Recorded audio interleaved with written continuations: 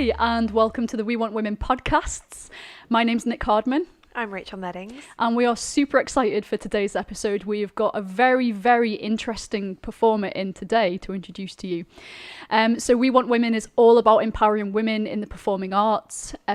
We aim to run projects, talk in circles, and we just basically want to get women's voices to the front and hear about what they need and what they want. So today's guest is the fantastic Rowena Gander. Hello, Rowena. Hey. How are you doing? I'm good, thank you. It's nice to be here, so thank you for inviting me. It's really nice to have you. So you are a very interesting performer. Tell us a little bit about what you do. So I'm a performer and choreographer based here in Liverpool, and my work focuses heavily on themes of objectification and empowerment. So alongside the performance work, I teach dance, mainly in contemporary dance and pole dance. Mm-hmm. And I'm also a final year PhD student where I essentially look at the role of objectification and empowerment in relation to how I dance with stigmatized objects, is what I call them, which is the vertical pole and high heels. Wow. Incredible. It's just like a complete breeze of like, so much that you do and super interesting. I'd really like to hear a little bit more about that, actually, because we at the minute are working with a great company called Cofuddle, and they're a mental health platform, and we have just started a Cofuddle for the female performers, and we did some research and found that body image was one of the biggest things that women deal with in the performing arts. So maybe it'd be interesting to hear a little bit about what you think about that and how it's relating to what you're doing. Yeah, I mean, I can definitely speak from my perspective. So I work in a solo process, and I have been doing for the past 7 years since I really started a career in dance, I suppose. And so what that common theme has always been, or the main argument, is women who pole dance claim empowerment, yet there was researchers out there saying actually you're objectified and this is an exploitative activity. So I'm kind of like coming in from this different angle and thinking, well, actually this makes me feel quite liberated and quite good. Well, actually very good about myself. I feel strong. I feel like I've got a lot of agency. And I think what I'm finding now is that it's actually the solo process that allows that to occur. So if I examine my body in a performance, for instance, if I look at the creative process, why have I made these decisions that I've made? Is this for the audience? So am I thinking about the audience in relation to my body, or am I creating this work for myself, learning things for myself and then presenting it to an audience? So I know that's quite confusing, so I'll try and bring it down a bit. Was it clear? Yeah, I thought that was super clear. So basically the incentive of where it's coming from, is it for the eyes of the observer initially, or is it observing for you? You're observing it for yourself and then showing it to somebody. Yeah, exactly. Yeah. So, well, for me, because I'm kind of analysing these processes in a practice-led research context, which of course is the academic side of my PhD, I'm really just like finding out so much about myself, why I make certain decisions. So if I just go back to my work, the 10-inch heels, for instance, I might ask the question, does this empower me, or is this exploitative to me? I loved that. I saw that, and it's just, it brings so much emotion when you watch it. I really thought that was fantastic. Sorry, I just wanted to interject that. Thank you. And so, well, actually, it's really interesting to speak to audience members about the work, because one of the comments that really stood out for me is that someone said, this, like, watching that performance opened my eyes to something that I knew that I knew, but I didn't know until you've just told me. You showed me like a sense of vulnerability that then turned into like strength. So that binary, going back to body image, it's like, well, if I actually think about my body and what it's trying to tell me through various creative processes, then wow, this gives me a good sense of body image. But if I think about it from an external perspective, where I think, how do I, or should I be presenting to an audience in a way that they enjoy, as opposed to what I enjoy doing? It's just kind of playing around with that constantly. And to objectify yourself in performance you have to, there's no other way, because you're using your body as an instrument, as a dance artist. So that's, and any type of performance really. So that's interesting in itself. But what I'm writing about now is basically you need to go through that process to find the power. Yeah. You know, it's like you have to objectify yourself, look inside yourself to then go and find that other stream of, well, comfort with yourself, I suppose. And if you kind of ask those questions, okay, well, why am I trying to be strong? So I try to be strong so I can speak through my body. I'm not doing it in a way where I think I have to lose weight to look a certain way, or I need to go and work out because I want to look good for other people. It's like, well, no, I actually go and do this practice because I want to be able to speak through my body, and my body gives me a voice, basically. Oh, wow. It's so interesting, you know. And we actually spoke to another Liverpool dancer recently who did a performance for us in another project with Liverpool Lighthouse, and you know, she was saying about the difficulty that she has with her body image, and I think she was saying, you know, that sometimes she doesn't feel great in herself, and when she doesn't feel like that, she doubts everything, and it does affect the physical performance. You know, that's coming from that internal perspective. It's really similar to kind of how we make decisions. You know, for me, when I hear you talk about that, I think about internal perspective and how that informs us, and it being quite a positive thing. But yeah, once you switch that to what do other people think about me and why am I doing it, it's so interesting. And you think like constantly like what's performative and what's not. And I think for me, the more work I create, so the most recent performance that you're going to see is one that I made through lockdown, so Polarity of Self it's called. I find that my work's becoming much more authentic because I'm not, if I feel like, you know, if I feel like crap before the performance, I allow that to come into the performance. It's not like I'm saying to myself, Rowena, you need to go and present as someone who's powerful now, because that's what you're trying to speak to an audience as. It's like, well, actually, if you feel a little bit weak today, show it in that performance, because it's actually going to affect the audience in a probably a more significant way, I think. And a more positive way, because Yeah. if you're showing up and being honest about how you feel, then that can, for me, that feels like it's only going to be a more empowering thing for an observer, because then they're going to take that and go, well, that is strength, actually, to show up and be yourself. Yeah, you need to show vulnerability to find the strength, I think. I need to stop It's talking, really... Rachel, because I could just carry on. I know, I'm just watching this conversation and I'm absolutely captivated by it. Why don't you tell us how it is to be a woman in the performing arts? So I actually, you know, I think it's a great thing to be a woman in the performing arts because, as I said before, I just use my womanly body to kind of expose themes that I'm interested in, really. So, you know, objectification, if you think about an objectified female in relation to an objectified male, not that I'm making comparatives or that I think I'll be researching about that, but there is a difference. If you see a woman stand on stage alone, there's a difference between the way you read her body to a male body. So I think about that quite a bit, and I'm really like grateful that I'm a female to do that. And also like, just, yeah, I mean, it's changed, hasn't it, since lockdown? So yeah, I mean, I enjoy being a female performer. I think there's opportunities if you kind of keep searching and rooting for them. That's the way it's been for me. Can I prod you there and say, like, what has it been for you? Since lockdown, sorry. Lockdown, yeah, okay. What have those opportunities been that you found? So, there's been like a shift. So before lockdown, I was planning on going to a few different venues to tour the 10-inch heels. So I was due to perform in Jackson's Lane in London, which was really exciting. And then that was a week after lockdown. So obviously I just missed that. And then a lot of other performance opportunities. I was supposed to be performing with an Italian choreographer in the Lowry that got cancelled, and lots of other bits of performance work, and all of my teaching work, because it was all face-to-face, got cancelled. So I'm a freelancer, so literally every ounce of work that I had got cancelled, and I was just like, oh my god, what am I going to do? So I have this other company, Pole Purpose. So what that was initially was just creative products for pole dancers. So I had a set of cards, which are basically just creative prompts to get you thinking, you know, in the creative process in pole dance, just looking at it from a different perspective.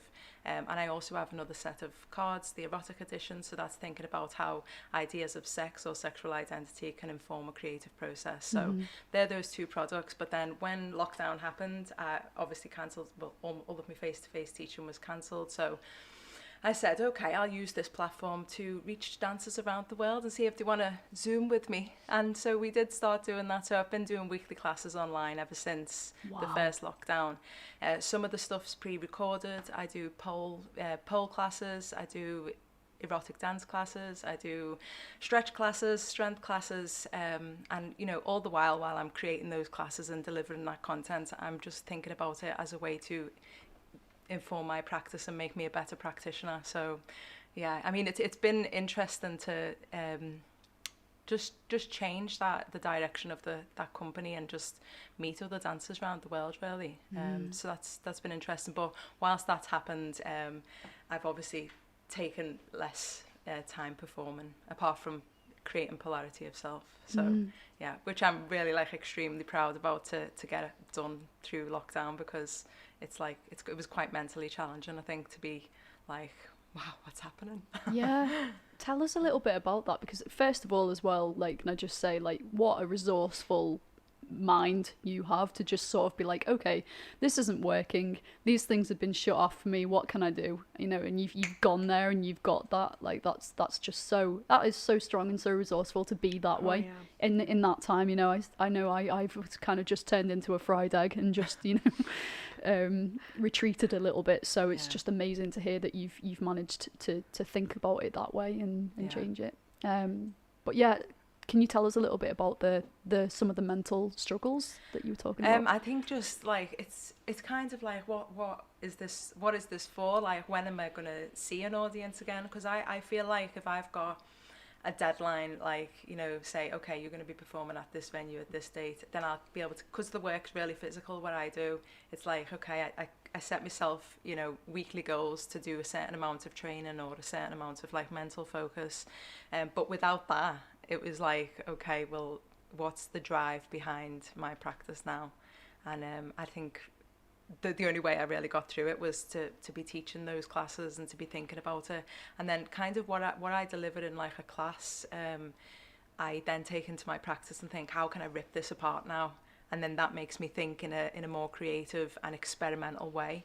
And I think when I started to focus back into my thesis, I was examining what audiences were saying about my previous two works, the 10-inch heels and Unstable. So I haven't said anything about Unstable. So that's a fly and pole work. So that's, yeah, it's quite physical. And so I was thinking, okay, what did the audience say about that? And they were like, okay, well, I can see this vulnerable woman and I can see a really strong, physically strong and mentally strong woman. And so I was like, well, that comes across as a theme always in my work. But how can I make them exist in the same space? How can I make power and vulnerability exist in the same space? So I made Polarity of Self, whereby it's a screen work, it's a movie, and there's two of me on the screen at the same time working together, and then a third version comes in. But I won't say too much more, because you can watch it and build your own interpretation. And I think that's why you should make art. Let people make their own judgment. Absolutely. What's the point in making a preaching statement ever? Yeah. God, it's just so interesting. And Polarity of Self really sounds like, you know, you've really gone that kind of extra step where you've taken, as you say, you've taken the comments from what everybody's said from the previous work and you've really pushed it in this one. Yeah. Just making it like, I mean, it's so interesting to think about, because it's a contradiction in itself. It's a binary opposite, isn't it? It's like, are you confident in one way? Do you feel shy?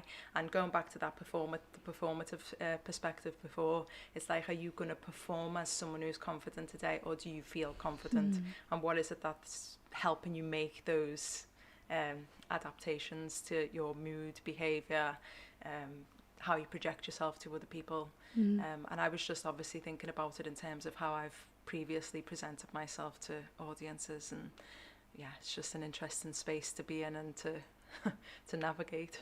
I kind of wish I could be like a fly camera on the wall, just watching all this process as well. That sounds fun. You know, a documentary on some of the things that happen for you. I kind of want to read the book, watch the documentary, watch the work, and come to a show. I'll send you my thesis. Yeah, it's amazing. Absolutely awesome. Wow. So I think this would be a good point to kind of take a look at your performance as well. So let's do that right now.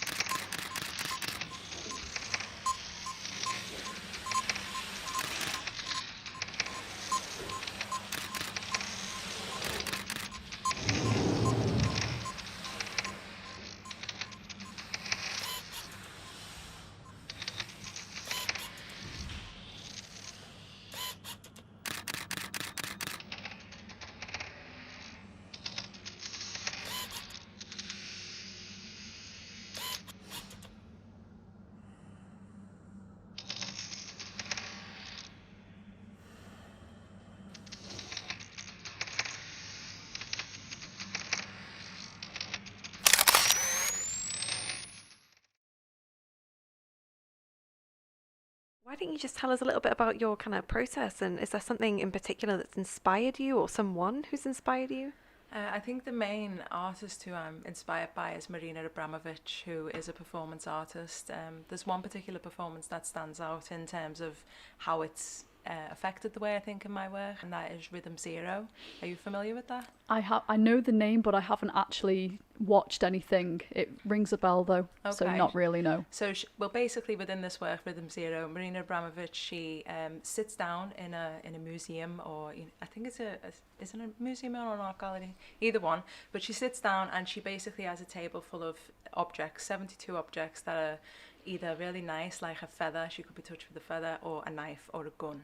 Okay, so she's got these objects and she says to the audience, I give you control now. So I'm just going to sit here as an object and you can do whatever you want with me for the next 3 hours.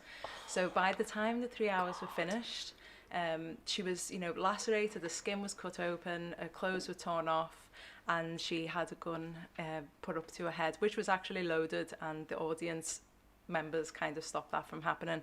But the reason why I'm so inspired by that work is just because she's just got so much just so much confidence in herself to be able to go and do that, and so much belief in the art. Like, she wanted to highlight the severity of objectification and how far audiences are willing to go with the performing body. So it's like how much is the body an instrument? I think that's what I'm really inspired by. But that's quite a heavy inspiration. It's incredible though. I need to see that. Yeah. Just have a look. I mean, it's not recorded, it was a long time ago, but there are some images that you can see online. I can email you a few if you want to put it in the show notes. Please do. We will put them in the show notes. Yeah, so that's really interesting. But on a lighter note, I'm inspired by a technique that helps me stay productive right now. So that's the Pomodoro technique. So basically, I'll work for 25 minutes in any capacity. So it's either writing, reading, or actually practicing something physical. And then I'll rest for 5 minutes, and then I'll write for 25, and then I'll rest for 5. And that's really helpful. And I think we could all do with a little bit of a push for productivity right now. So that's such a great technique. I heard, you're totally right. My brother actually introduced me to that technique. Wow. Yeah, so he says it's really great as well. So I'm gonna have to try that. Yeah. Definitely, since I've not been very creative. Yeah, wow, what an inspiring person as well. Who you're inspired by. Like, that just sounds like integrity is a really important thing for you in work and also as a person. I like the fact that you've really got that together, and there's not that separation that you often would see in performance as well. I think that's really, really amazing. Fantastic. Yeah, cool. So I suppose maybe you could tell us where people can find you, because this has been extremely interesting. So I'm sure all our watchers and listeners want to know, where can I find this person? Tell us about your business. Where can we find you? Okay, so I actually write a blog on at rowenagander.com, and I'm at Rowena Gander on all social media. So if you want to learn more about performance process and my performance work, you can visit those social media channels. Or if you would like to maybe come to one of my online classes, then you can visit polepurpose.com, and yeah, you'll find all of those classes with me there, and a lot more about pole dance. Thank you so much. Yeah, well, so get on that. That's definitely something for somebody to do. You know, if you're looking for something new or anything, or just even, it sounds like a personal development thing as well. For for somebody to come and do that with you. Is that part of what informs the practice as well? The personal development behind the person who's taking the classes, or Yeah, well, when I teach, I always offer, I take an approach whereby I say this is optional. You can always bring in your own creative spark to whatever it is that I do. And in terms of a more erotic class, I'll encourage the participant to focus on their own body, what it feels like to dance in that way, as opposed to what it might look like to an external viewer. Amazing. So, yeah. I think that's so important as well, isn't it? Like, sort of working with sexuality. I was very lucky to travel just before the lockdown, the year before, to Indonesia, and I worked with an amazing company called Be Woman Project. And we did a lot of work around that, and we did like it was womb yoga and yoga nidra and all of that kind of stuff. And of course that's not dance, it's yoga, but it was so emotional. Like we did those classes in the morning, and I just couldn't believe how it moved me. Yeah, it's and the how power of the body, isn't it? Yeah. You just give your time. If you give your body some time to just find itself, even moving, a simple movement exercise, like how can I walk across from one side of the room to the other and really pay attention to every step, then I always believe it can tell you something. Like your body's made those choices. Has it gone fast? Has it gone slow? Is it rushing it? Like what's happening? And it can just tell you a lot if you sit and analyse why. Yeah. I think often we don't think about our bodies, do we? Or that's something that is missing a lot of the time, that lack of holistic practice in a person even. What's your favourite kind of empowerment technique for your body? Well, there's an exercise that I always do, and it's really, really simple. It can just start with like, okay, what's my posture like right now? So I'm slightly slouched, so I could sit up a little bit taller, and I could think, okay, well actually I feel quite in control right now. So that would be a starting point for that anyone can do. It's really accessible. But then I think, okay, if I'm going to develop this so it offers this spark of strength or wow or spectacular, then I think maybe can I do this upside down and back to front? And that's kind of what I offer in my work. I push my body to an extreme that is at times very uncomfortable, but I think when I first put it into that state, yes, it is uncomfortable, but with time and practice it's easy. And that just shows me like, wow, you can just evolve so much if you just commit the time to do so.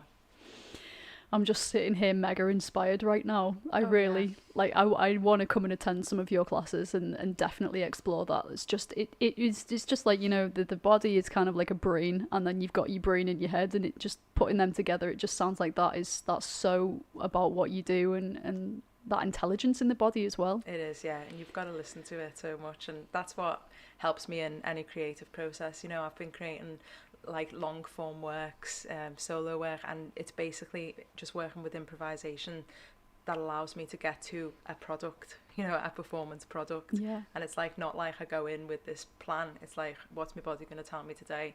And if it told me something significant, let's keep that section of movement and bring it into a performance. And that's essentially what I do to build.